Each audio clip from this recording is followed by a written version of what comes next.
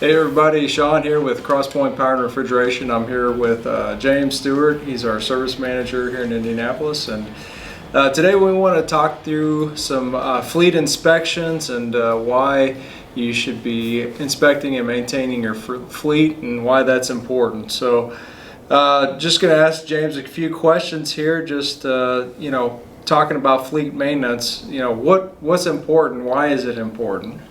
Well, the fleet maintenance really comes into play where you can actually get in there, do your inspections, and find any of the problem areas before they become problems or major problems down the road. And that could be anything from oil leaks to brake lines on the trailer, all of the slack adjustment and the brakes themselves. Like, everything really goes into play with maintenance.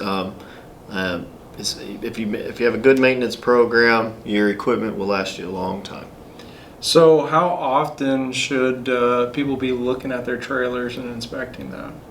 Really, you should be getting out there every day and doing a quick inspection. You're doing the pre-trip inspections on this equipment before it goes out onto the road. Some of that stuff can be found during that, but really, you want to follow your manufacturer guidelines when it comes to how often you're going to do your preventative maintenance. Get that on a good schedule, and it all depends on how much you're using it. And yeah. What about the carrier unit or refrigeration units? What's the recommended schedule for those? So carrier recommends to do for the trailer units 3,000 hours or every year.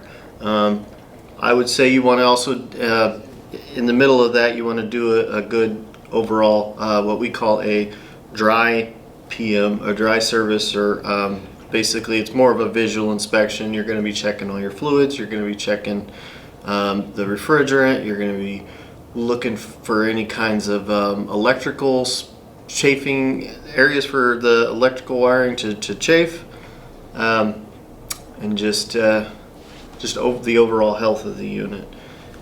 Making sure your air cleaner is not clogged, your fuel screen is clean, your fuel sump is drained, your evaporator is clean, and that's very important to maintaining that stuff even when it's not time for an oil change or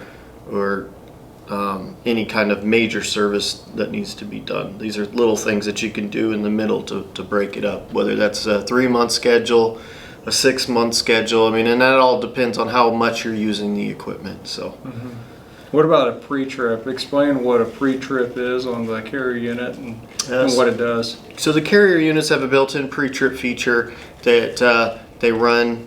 It's going to give it a overall, like, a basic check of the sensors. It's going to check the operations of the valves. It's going to check your engine speeds to make sure they're going to the right RPMs, and in that process, it's going to throw some alarms if it sees something that it doesn't like. Now, I would recommend doing a pre-trip before you start that specific trip, or in the morning, every morning before you leave out on your route or trip.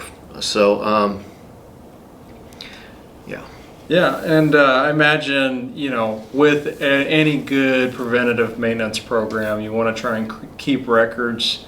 Does Crosspoint keep records, or what do you recommend for the fleet operator? So we do keep some records here on file, and if it's a customer request that we have a PM sheet filled out, whether it's their own sheet or a basic one through carrier, we keep all of those on file, as well as send them to the customers themselves. So you should be able to, if you do a service here and you request one of those checkout sheets, we will give it to you, we'll provide it to you, as well as keep it on file. That way, if you do lose it, you can get a hold of us, and we'll be able to provide that to you.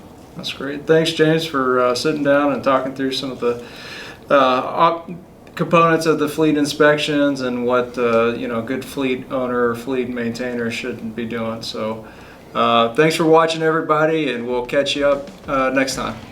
Thanks.